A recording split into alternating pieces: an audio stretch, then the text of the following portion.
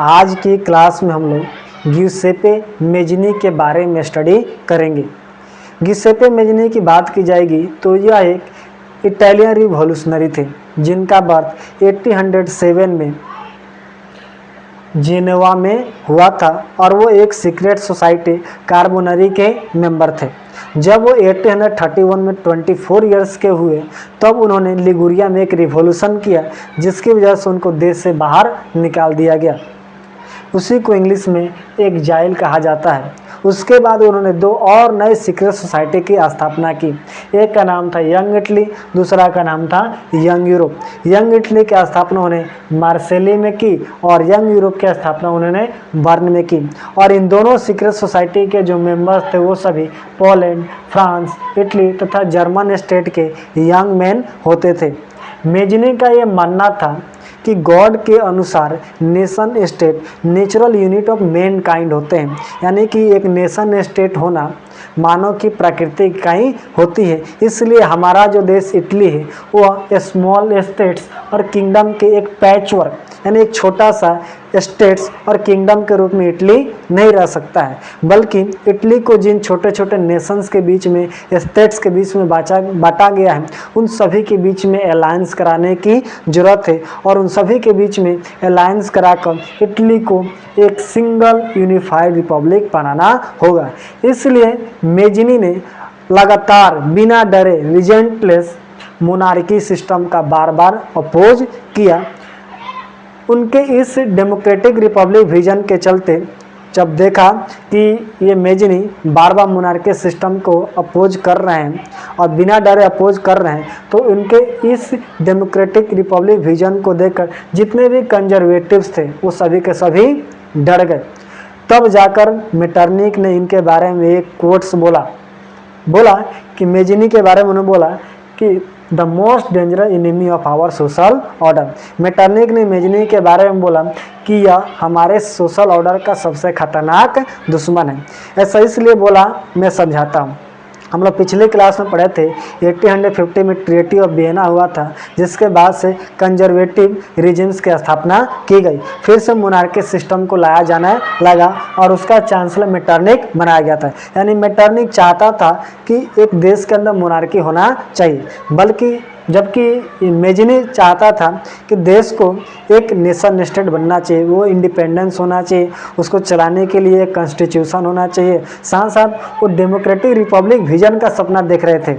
Democratic Republic vision का मतलब ये होता है देश को चलाने के कॉन्स्टिट्यूशन चाहिए, साथ साथ एक ऐसी पार्लियामेंट हो जो रिप्रेजेंटेटिव होनी चाहिए।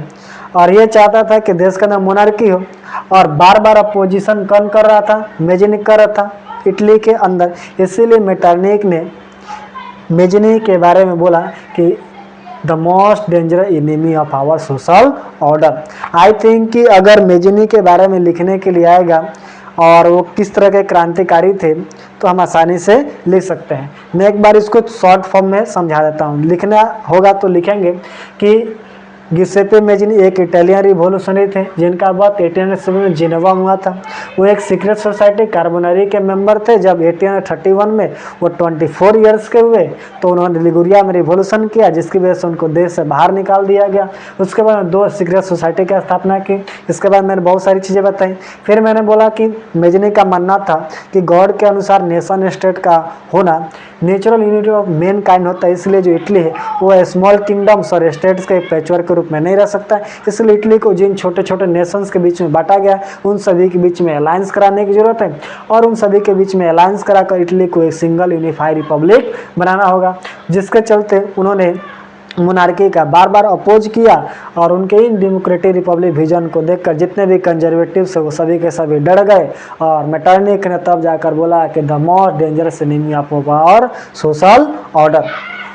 आई थिंक ये वाला कंसेप्ट सबको क्लियर हो गया। अब मैं बात करता हूँ नेक्स्ट टॉपिक। यहाँ पे हम लोग का फेज 2 कंप्लीट होता है। अब हम लोग शुरुआत करेंगे फेज 3। मैंने बोला था कि एग्जाम के व्यू से बहुत ही इम्पोर्टेंट होने वाला है। The age of revolution between 1830 to 1848, यानी कि 1830 से 1848 का एक ऐसा समय है जो यूरोप के अलग अलग कंट्री के अंदर अलग अलग जगहों पर रिवॉल्यूशन स्टार्ट होना शुरू हो जाता है। ठीक है, तो सबसे पहले मैं इसका इंट्रोडक्शन पढ़ा देता हूँ।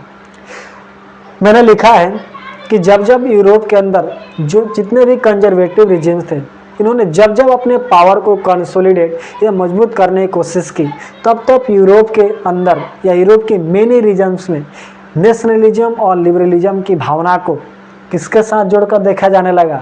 रिवॉल्यूशन के साथ जोड़कर देखा जाने लगा। और हर रिवॉल्यूशन का कोई ना कोई लीडर होता है, तो इन सारे रिवॉल्यूशन का लीडरशिप जो कर रहे थे वो थे एजुकेटेड मिडिल क्लास। और इन एजुकेटेड मिडिल क्लास के अंतर्गत कौन कौन शामिल थे?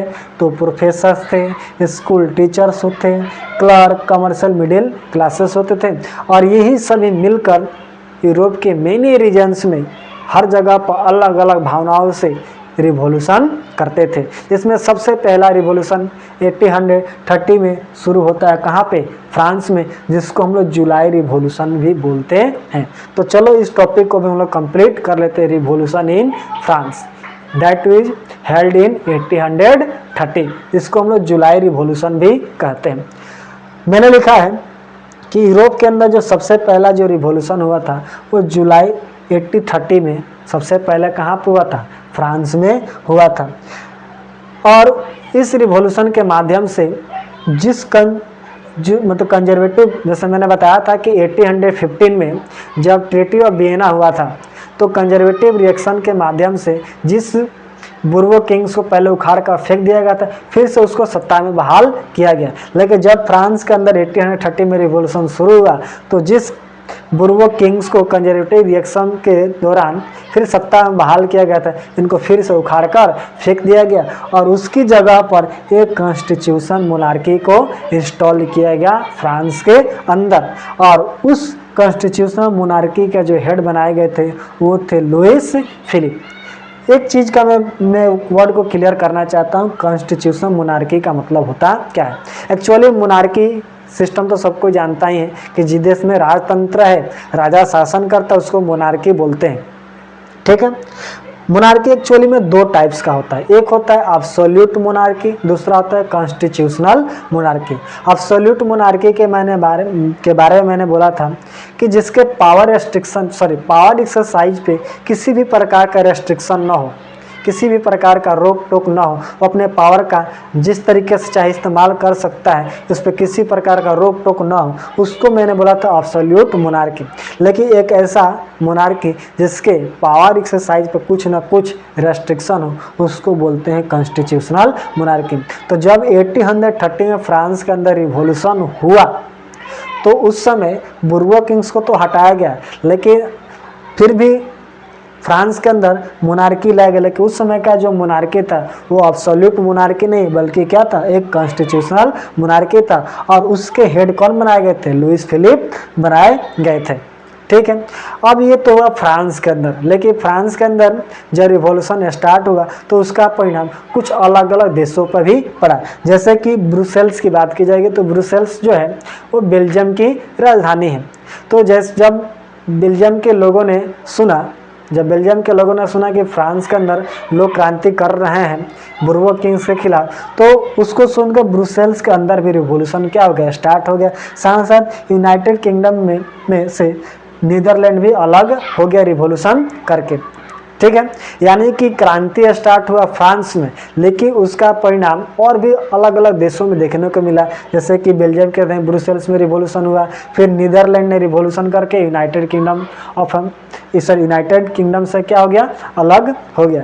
इसीलिए मेटरनिक ने बोला कि when France sneezes the rest of Europe catches cold, कि जब भी फ्रांस सीखता है पूरे यूरोप को सर्दी और जुकाम हो जाता है। यानी यूरोप के अंदर कुछ भी घटना होती है उसका परिणाम यूरोप के और भी देशों में होना शुरू हो जाता है। अगर फ्रांस के अंदर रिवॉल्यूशन स्टार्ट होता है तो उसका परिणाम दूसरे देशों में भी होना, उसका असर दिखाई देता है। फ्रांस में जो भी होता है वो सारी चीज़ें दूसरे देशों में भी स्टार्ट हो जाती है। इसीलिए मेटरनिक ने बोला कि when France sneezes the rest of Europe catches cold.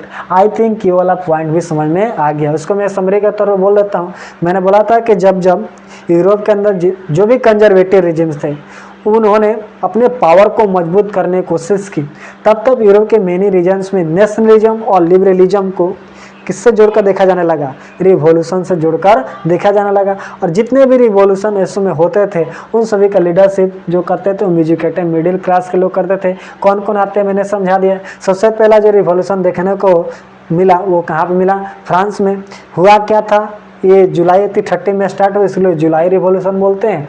और मैंने क्या बोला था कि जिस बुर्बो किंग्स को कंजर्वेटिव रिएक्शन के बाद 1850 में स्थापित किया था, फिर उसको उखाड़ फेंका गया और फ्रांस के अंदर एक कॉन्स्टिट्यूशनल मोनार्की लाई गई जिसके लुइस फिलिप को बनाया गया। इसका भी ये तो हुआ फ्रांस के अंदर, लेकिन इस फ्रांस के अंदर जो रिवॉल्यूशन हुआ उसका परिणाम वर्ल्ड के या यूरोप के और भी देशों पे पड़ा, जैसे कि बेल्जियम के राजधानी ब्रुसेल्स में रिवॉल्यूशन स्टार्ट हुआ और नीदरलैंड ने भी रिवॉल्यूशन करके यूनाइटेड किंगडम से अलग हो गया। और तभी जाकर मेटरनिक ने फ्रांस के बारे में बोला, when France sneezes the rest of Europe